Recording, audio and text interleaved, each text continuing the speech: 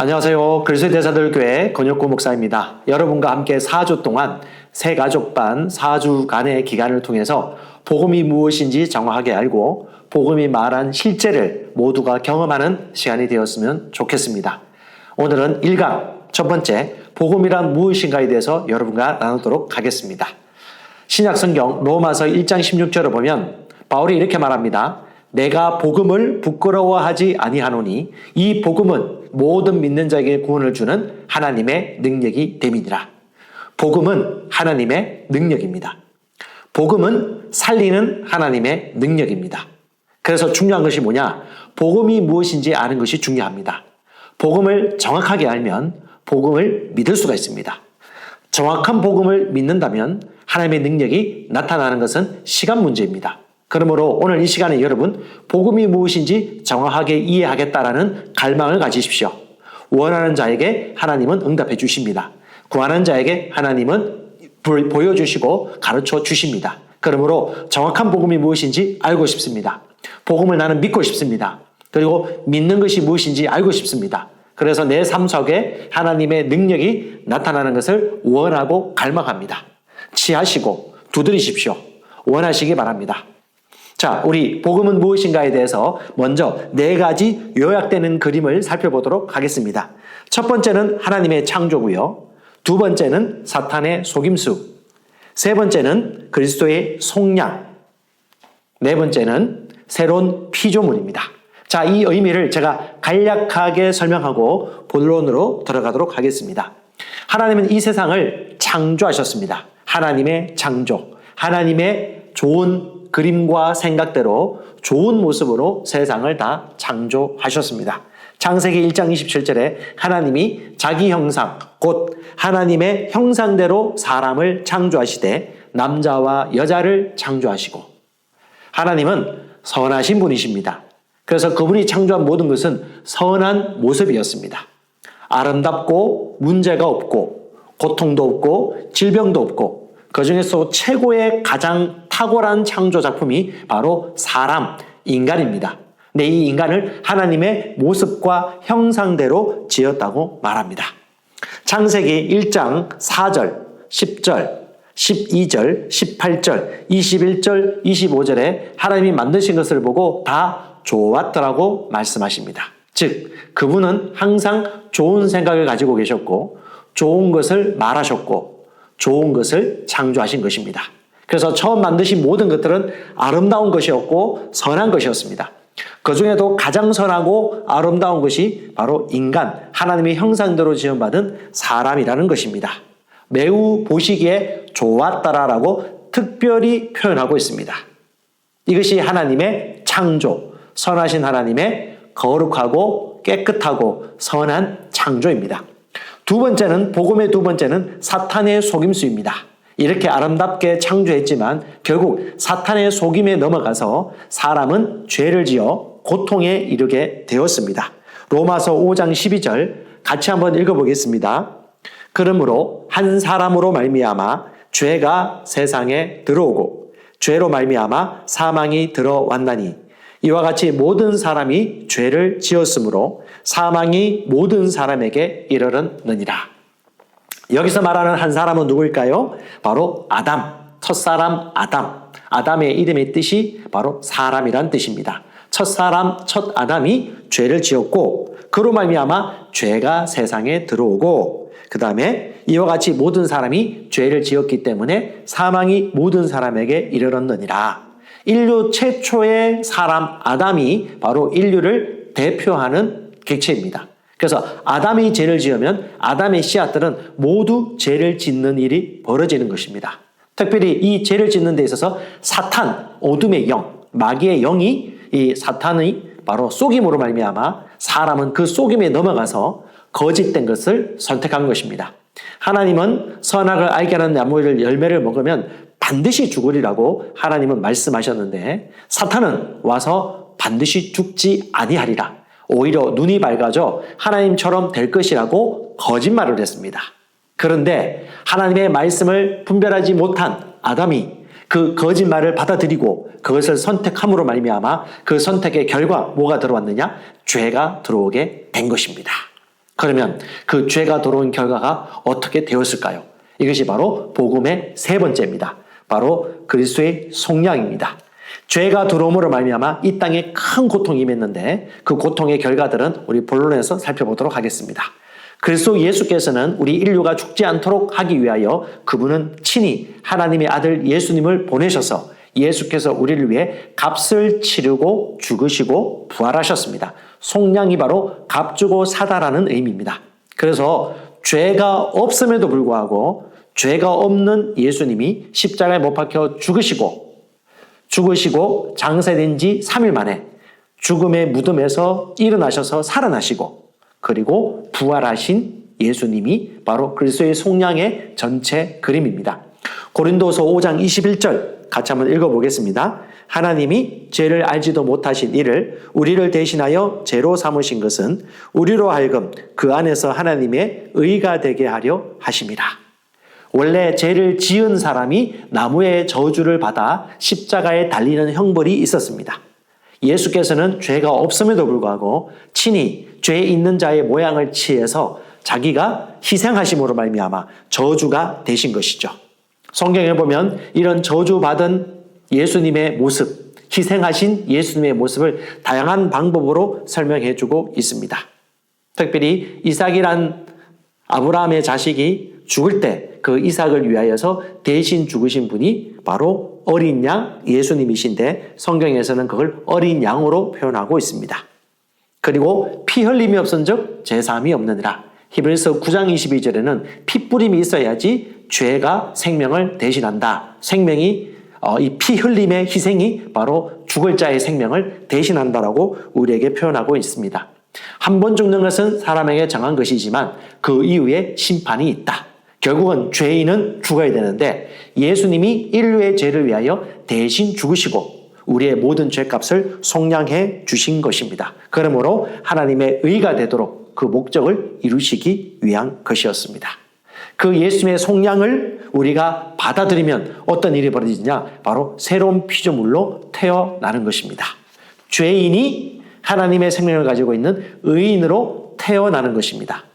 고쳐지거나 개선되거나 진보되는 것이 아니라 옛사람은 죽고 죄인은 죽고 장사되고 3일 만에 부활하여서 새 사람으로 태어나는 것, 새로운 피조물로 태어나는 것, 이것이 바로 하나님의 사랑의 계획의 마지막입니다.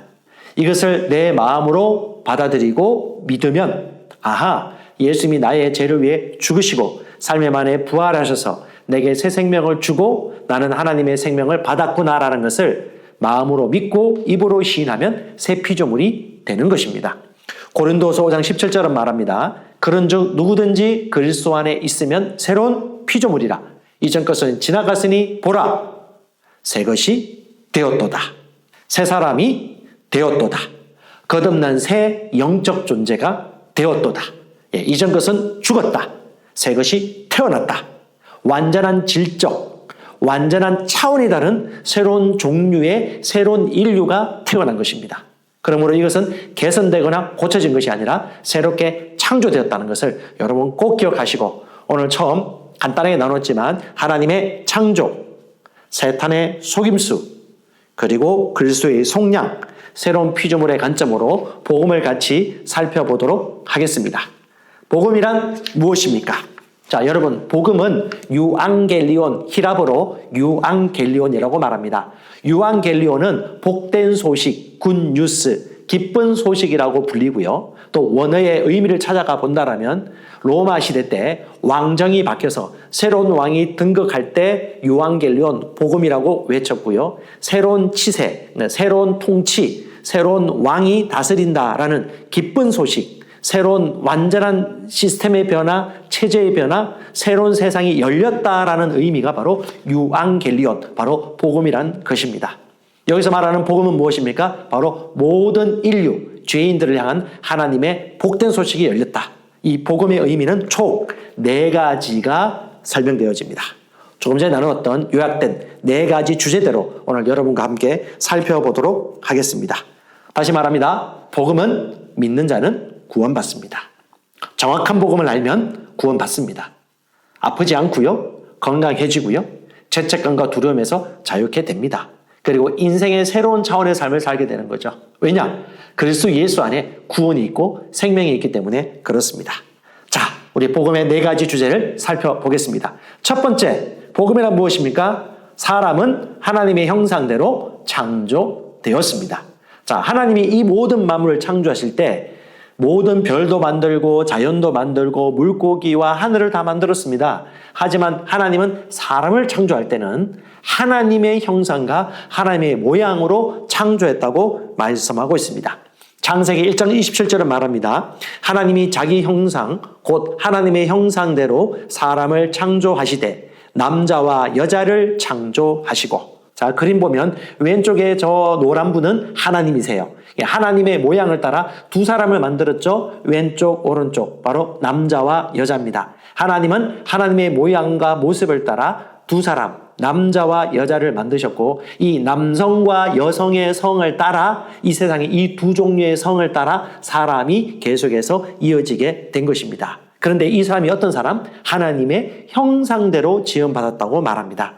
여러분, 형상이란 단어는 히브리어로 첼렘이라는 언어를 씁니다. 첼렘이란 말은 모양을 본뜨다, 이미지가 똑같다, 형상이다, 혹은 여러분 아시는 아이콘이라는 단어가 여기서 나왔습니다. 완전한 그 모습이다라는 것이 바로 하나님의 형상할 때 그 형상이란 단어입니다. 무슨 말입니까? 하나님처럼 이미지를 가지고 있는 영적인 존재이다.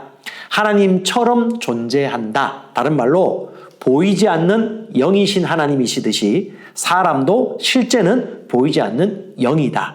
영적 생명, 영적 존재라는 것을 여러분 이해할 필요가 있습니다. 보이는 것은 보이는 게 전부가 아닙니다. 보이는 것은 보이지 않는 것에 의해 창조되었습니다.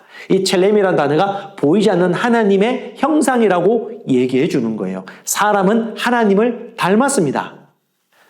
신약성경 요한복음 4장 24절에 보면 하나님은 영이시니라고 말합니다. 이 스피릿이라는 단어를 쓰는데요. 하나님처럼 사람도 영적 존재라는 것입니다. 그리고 생각, 마음을 가지고 있고요. 육체 안에 살고 있는 영적 존재입니다.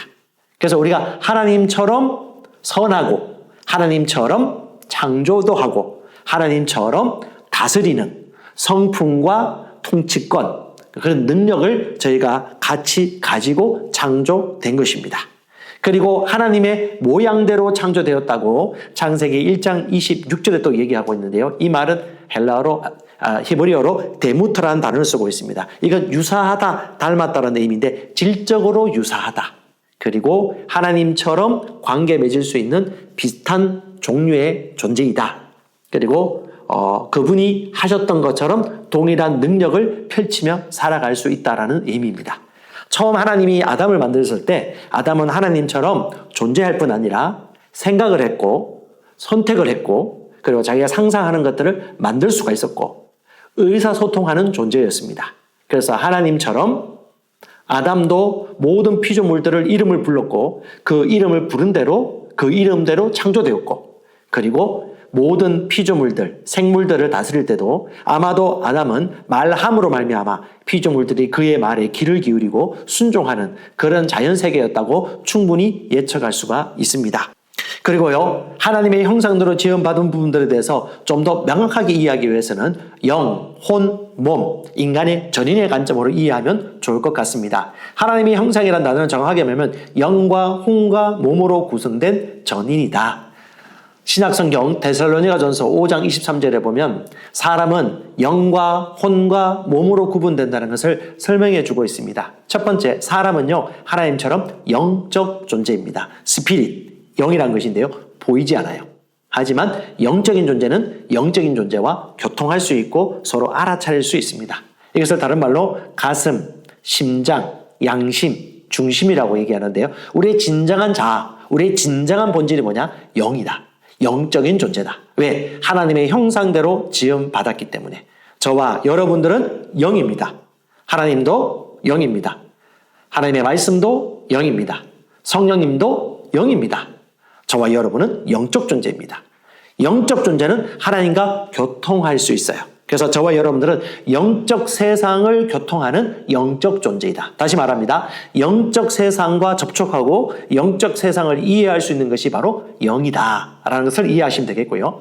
두 번째, 사람은요, 혼을 가지고 있습니다. 하나님처럼 생각할 수 있고요. 하나님처럼 판단하고 하나님처럼 느끼고 하나님처럼 결단할 수 있는 존재, 바로 혼을 가지고 있는 존재다. 이걸 영어로 마인드 혹은 정신적 존재라고 얘기하고요. 마음, 정신 혹은 지성, 감정, 의지라고도 얘기할 수 있습니다. 바로 이 사람은 영적 존재는 영적 세계를 감지했다라면 혼, 이것은 자아세계, 자신의 자아세계를 형성하고 있다고 보시면 되겠습니다. 마음과 정신이죠. 생각하는 거고 느끼는 것입니다. 그리고 사람은요, 몸 안에 살고 있습니다. 다른 말로 영혼을 담고 있는 집이 바로 육체, 몸이라는 것입니다. 그래서 육체적 존재는요, 센스, 오감에 작용을 합니다. 보고, 듣고, 느끼고, 맛보고, 촉감을 느끼는 이 모든 센스, 오감으로 통해서 세상을 맞이하는, 다른 말로 물질 세계를 감지할 수 있는 육체적 존재라는 것이 바로 우리 사람입니다. 시각, 청각, 후각, 미각, 촉각, 이런 감각을 통해서 세상의 정보를 인식할 수 있는 존재라는 것이죠. 그래서 우리는 하나님의 형상대로 지음받아서 영적 존재이고 혼을 가지고 있고 몸 안에 살고 있습니다. 다시 말합니다. 사람은 영이고 혼을 가지고 있고 몸 안에 살고 있습니다. 한 번 더 설명하겠습니다. 한번 따라해 보십시오. 사람은 영이고 혼을 가지고 있고 몸 안에 살고 있습니다. 저와 여러분들은 하나님처럼 지음 받았습니다. 하나님처럼 인격적이고 하나님처럼 영적인 존재이고 하나님처럼 영적 세상을 볼 수 있고 하나님처럼 느끼고 생각하고 판단하고 결정할 수 있고 하나님처럼 육체의 하나님의 모양 속에 있는 그 육체라는 그림, 그 모양 안에 저와 여러분들이 살고 있는 것입니다. 실제로 우리 하나님도 인간의 모습으로 오신 분이 바로 예수님이시고 하나님의 창조 세계에 있는 집이 바로 육체라는 것이었다는 거죠.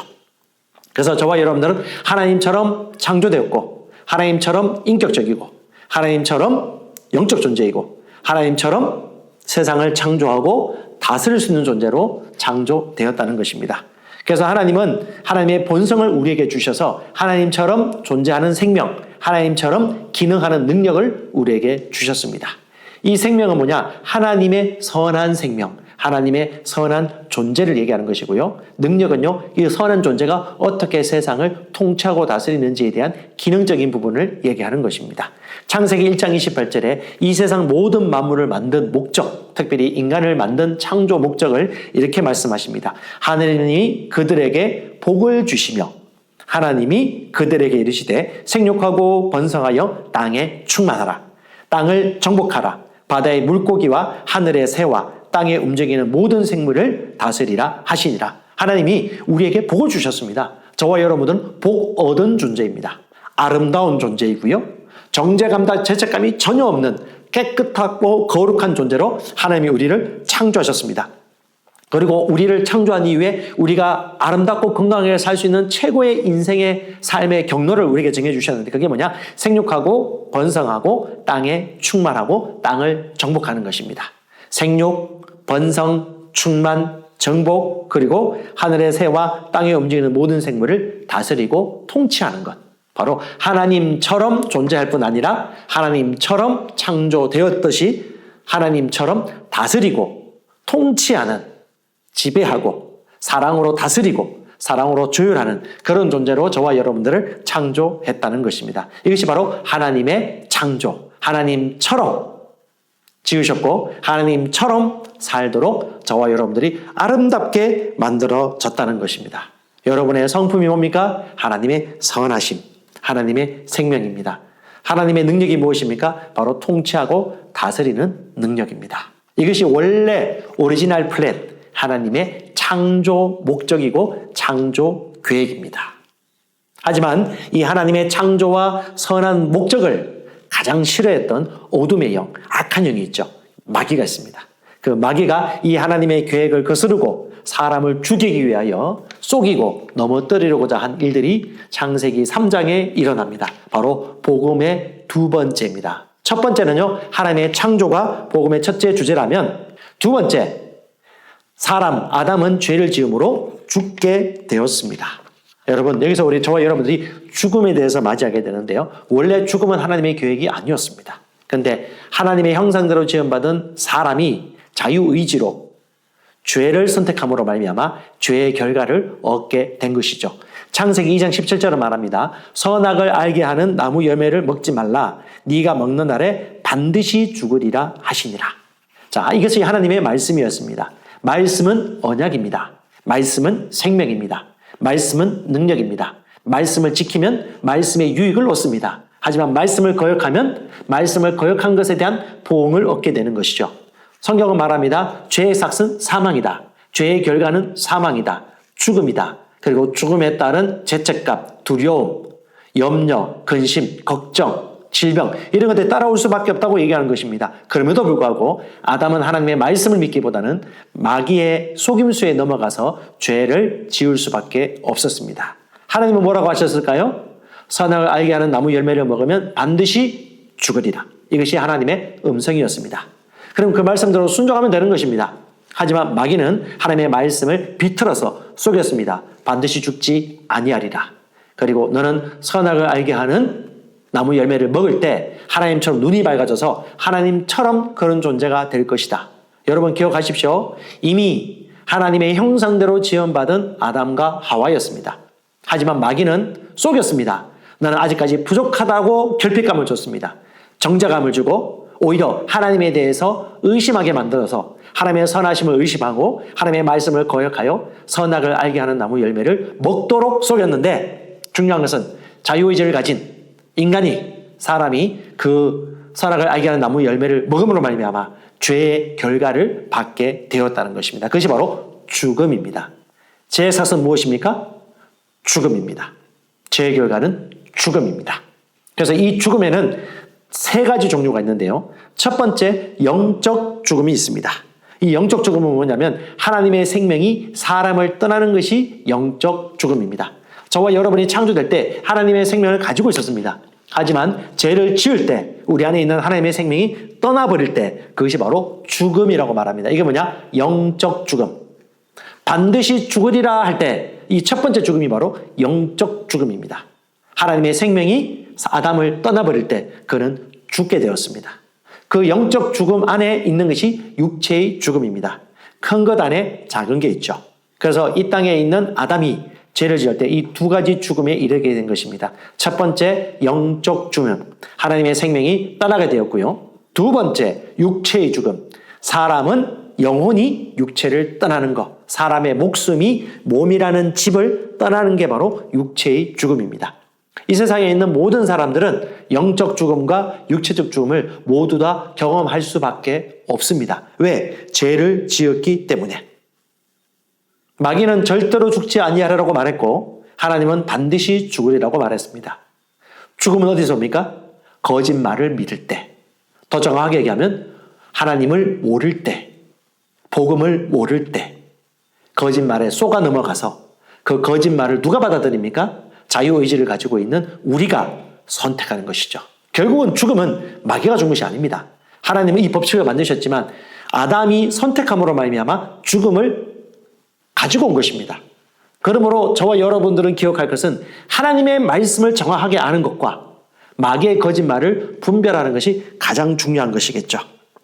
하나님의 생명이 우리를 떠나면 우리는 죽게 되었고요. 죽음의 저주가 같이 오게 되었습니다. 죽음의 세트가 있습니다. 그 죽음이 오면 같이 오는 것이 질병, 가난, 정죄감, 두려움, 결핍의식, 그리고 자연이 망가지고 또 자연세계에서도 서로 양육강식에 서로 죽고 죽이는 그런 혈육들이 싸움이 일어나게 되어지고요. 또 자연물들이 파괴되어지고 그리고 사람들의 수명도 줄어들게 되어지고 그리고 인간의 고통도 더해지게 되었습니다. 이것이 다 뭐냐? 죄의 값의 결과입니다.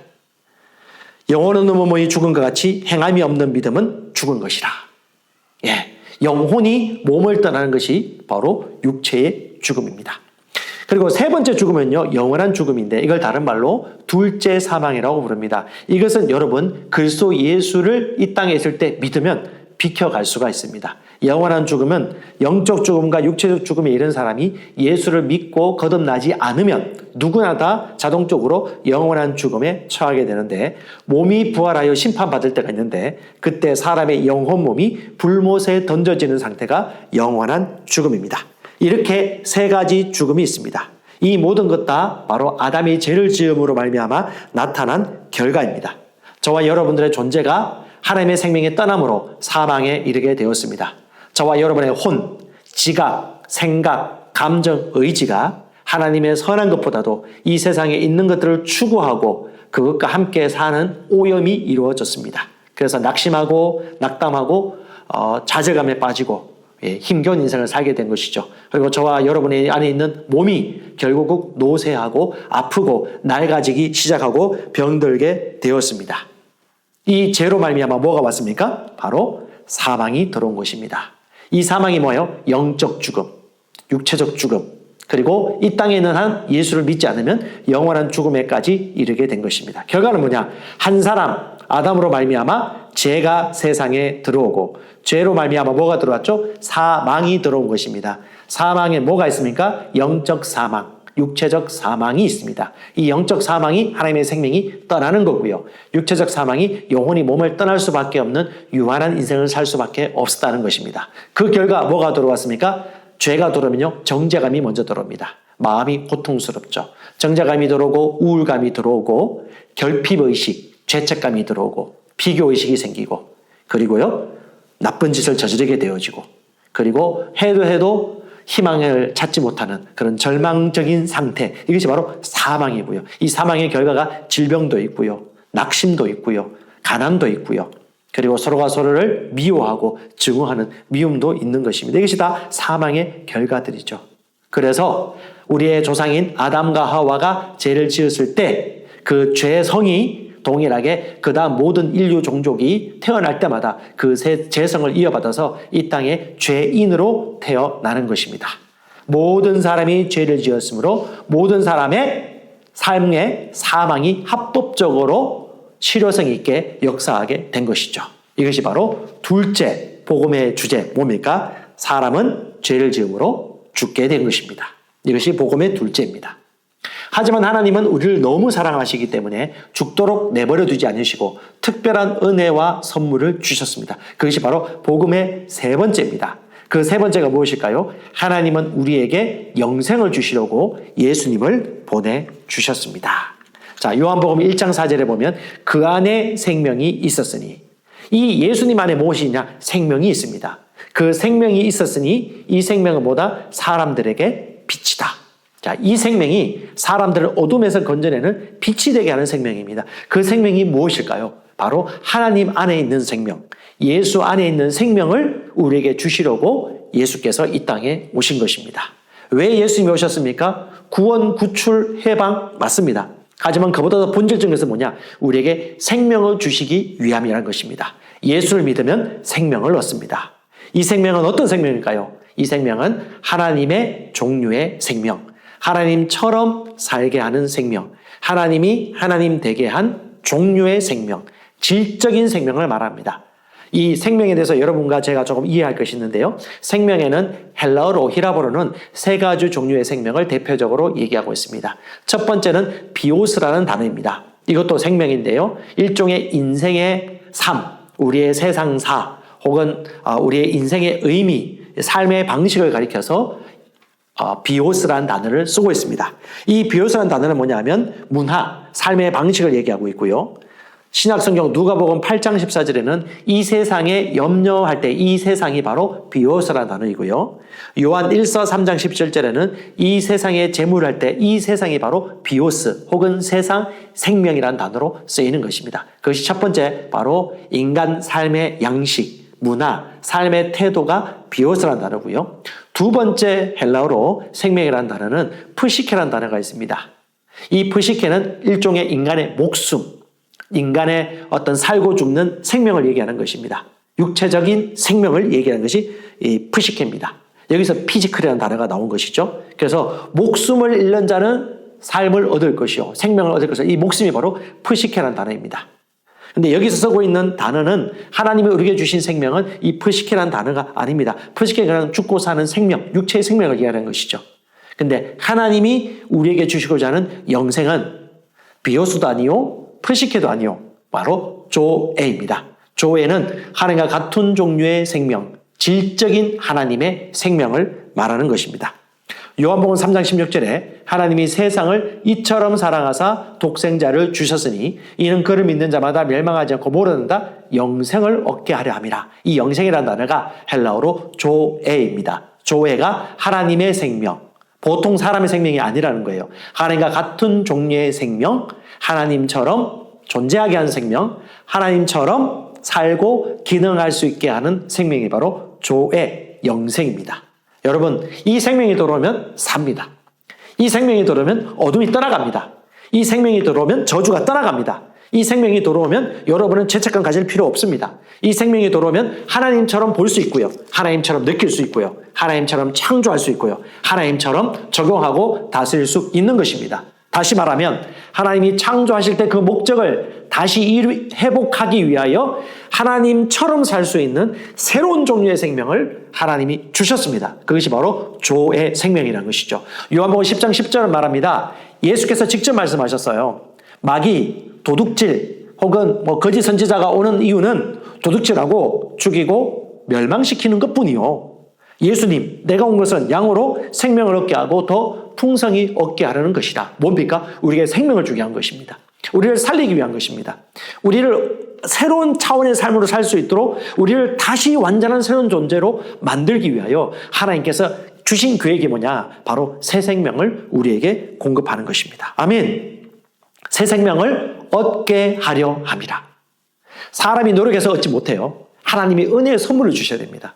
그 은혜로 주는 선물을 받을 때 저와 여러분들이 새 생명을 얻게 되는 것이죠. 그것이 뭐냐? 하나님의 선물, 바로 예수 그리스도입니다. 하나님이 세상을 이처럼 사랑하사 독생자 예수를 주셨으니 예수를 믿는 자마다 멸망하지 않고 못 얻는다. 생명, 영생, 헬라어로 조의 생명을 얻게 하려 하심이라. 어떻게 얻어요? 믿을 때. 여러분, 노력해서 얻는 것이 아닙니다.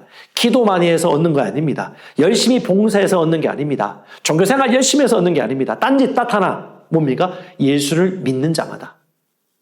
무엇을 믿을까요? 이제 제가 얘기할 건데요. 바로 예수의 죽으심과 부활을 믿는 자마다 멸망하지 않고 영생을 얻게 하려 하십니다. 바로 이것이 바로 하나님의 뜻입니다.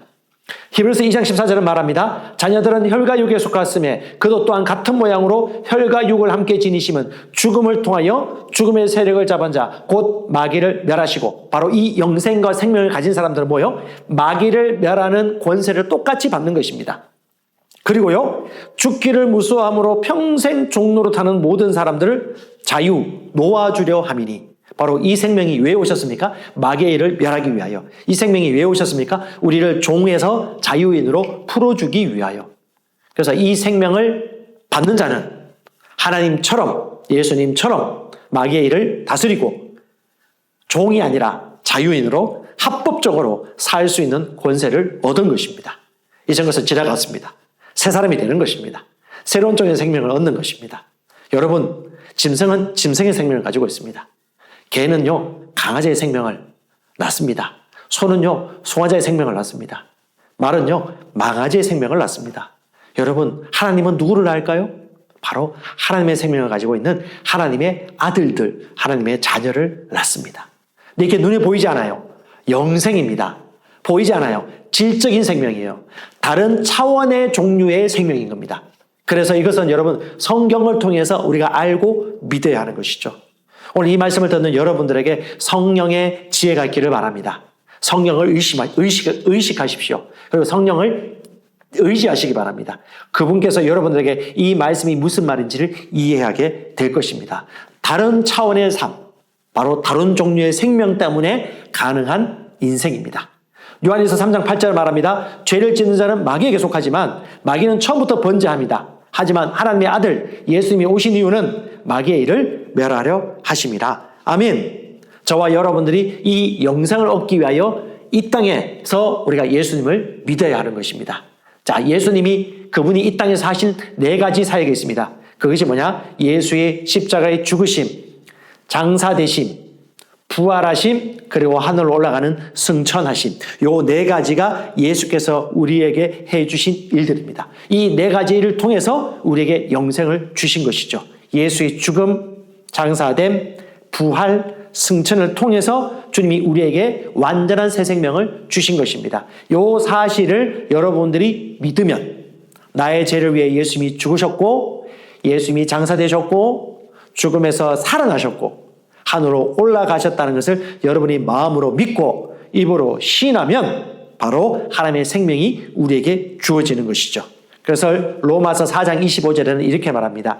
예수는 우리가 범죄한 것 때문에 내줌이 되고 십자가의 저주가 되어주시고 또한 우리를 의롭다 하시기 위하여 살아나셨느니라. 우리를 의롭게 하나님과의 올바른 관계 그리고 하나님이 보실 때 전혀 죄가 없는 존재가 되게 하기 위하여 예수께서 다시 뭐 하셨다? 살아나신 것이다. 십자가의 목적은 죄를 제거하는 것이고 부활의 목적은 우리를 하나님과 올바른 관계, 의롭게 만들기 위함이셨다. 아멘. 이 로마서 4장 25절에 이 내용을 로마서 5장 1절에 가서 너희가 믿으면, 자 4장 25절 내용을 믿으면 값없이 그 믿음으로 말미암아 하나님의 자녀가 된다고 로마서 5장 1절에 얘기하고 있는 것입니다. 같이 읽어볼까요? 그러므로 우리가 믿음으로 의롭다 하심을 받았으니. 무슨 믿음요? 좀 전에 얘기했던 4장 25절에 대한 믿음인 거예요.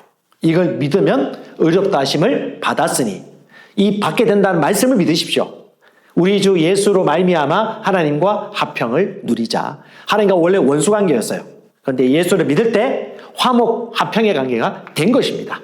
그리고 지금까지 구약시대에서는 염소와 송아지와 짐승의 피를 들여서 잠시 죄를 덮는 시간이 있었지만 죄는 제거할 수 없었거든요.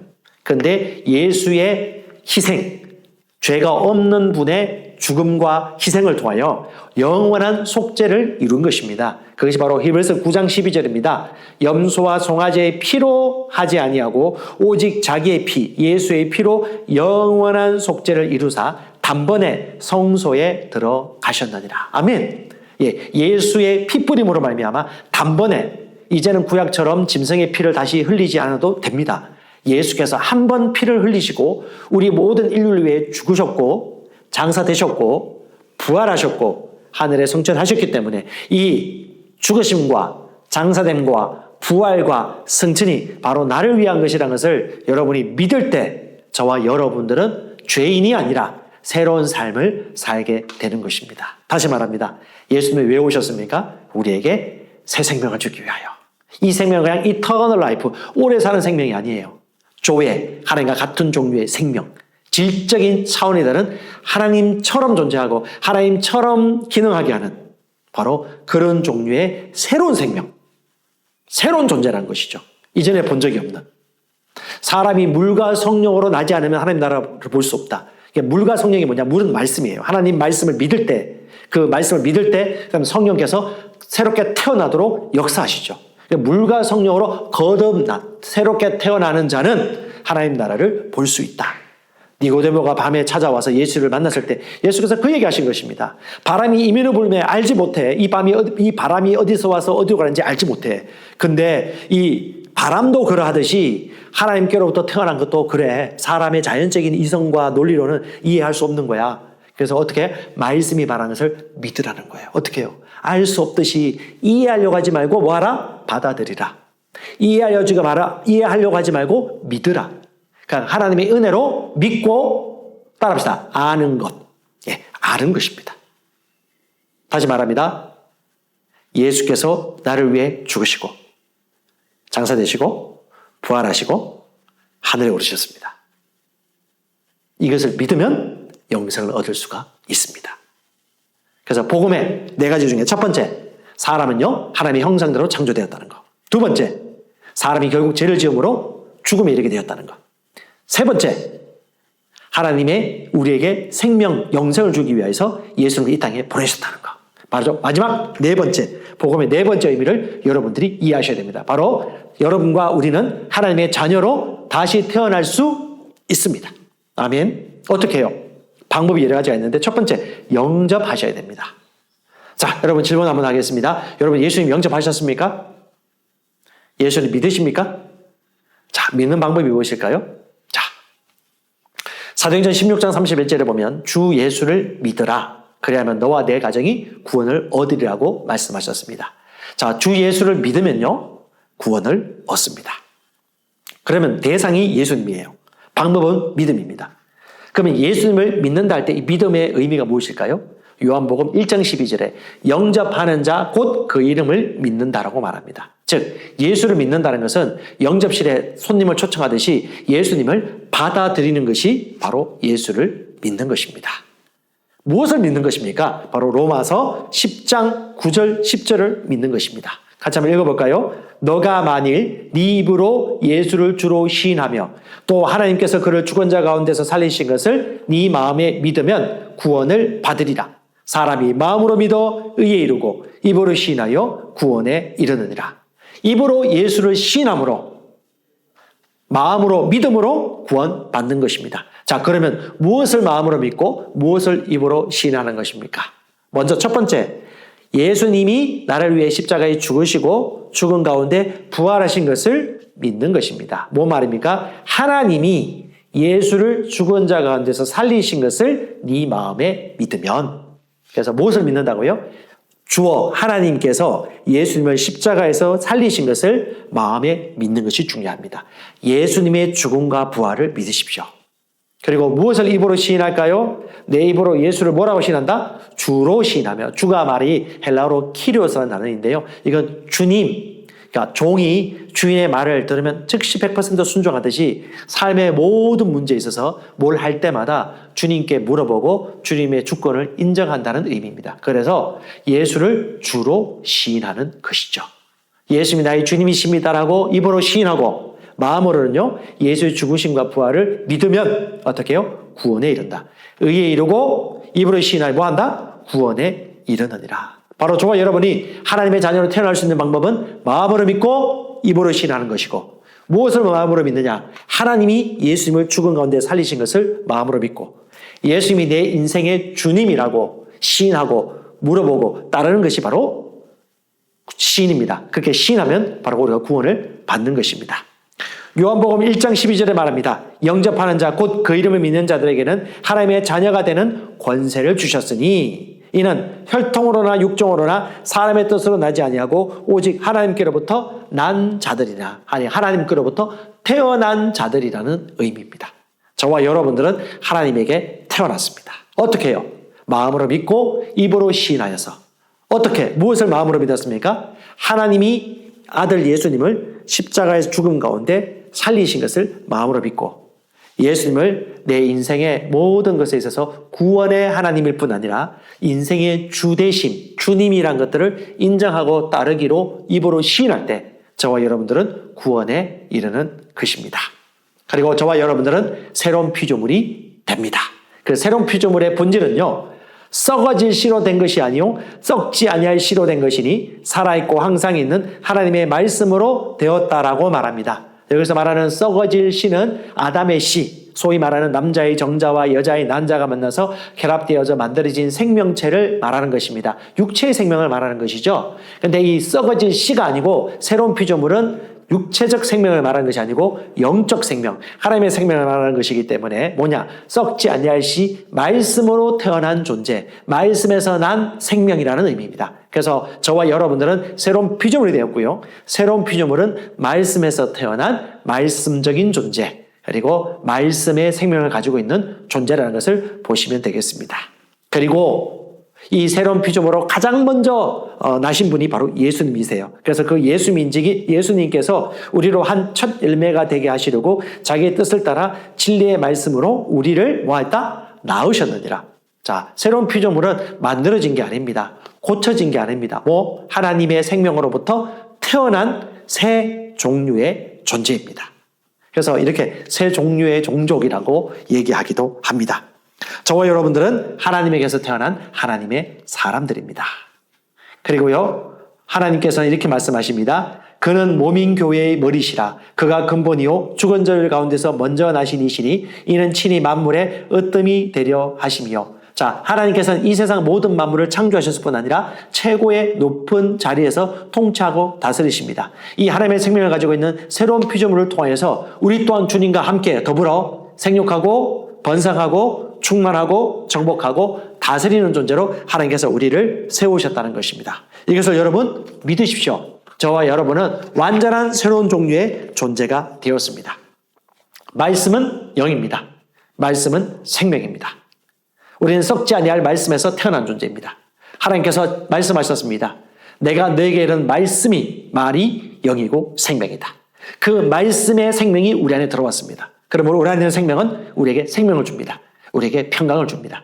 그래서 새로운 피조물이라면 여러분 이 땅에 있는 염려, 근심, 걱정, 두려움, 미래에 대한 불안 이 모든 것에서 자유케 되는 것입니다. 말씀을 믿으십시오.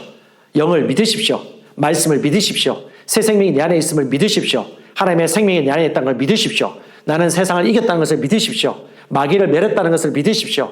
죄와 죽음이 삼킨 바 되었다고 믿으십시오. 이 하나님의 생명이 믿는 자이기 때문에 새로운 피조물은 합법적으로 생명 가운데 통치하고 다스리는 존재가 되었습니다. 아멘. 고린도전서 15장 20절도 말합니다. 이제 그리스도께서 죽은 자 가운데서 살아나사 잠자는 자들의 첫 열매가 되셨도다. 사망이 한 사람으로 말미암아 죽은 자의 부활도 한 사람으로 말미암는도다. 아담 안에서 모든 사람이 죽은 것 같이 그리스도 안에 모든 사람이 뭘 얻으리라? 삶을 얻으리라. 새 생명을 얻으리라. 새로운 종류의 인생을 살게 될 것이다. 뭡니까? 억눌리는 삶, 두려운 삶. 예수 그렇게 믿어도 고통스러운 삶이 아니에요. 그건 잘못된 것입니다. 예수 믿으면, 정확한 복음을 믿으면 어떻게 해요? 삽니다. 이깁니다. 근심 걱정 떠나보냅니다. 건강이 회복되고요. 하나님이 주신 희망을 얻게 되어집니다. 새로운 종류의 삶, 새로운 차원의 인생, 그것이 바로 새로운 피조물의 삶입니다. 여러분 예수를 마음으로 믿고 입으로 시인하십시오. 그러면 하나님의 자녀로 태어나고 하나님 자녀의 새로운 인생을 살 수 있습니다. 방법은 쉽습니다. 구원을 위한 영접 기도를 하는 것입니다. 마음으로 믿고 입으로 시인하십시오. 제가 읽을 때 마음으로 믿은 대로 입으로 같이 시인해 주시면 되겠습니다. 하나님, 예수 그리스도의 이름으로 하나님께 나왔습니다. 나의 마음 중심으로 예수님을 제 인생의 구원자와 주님으로 모셔드립니다.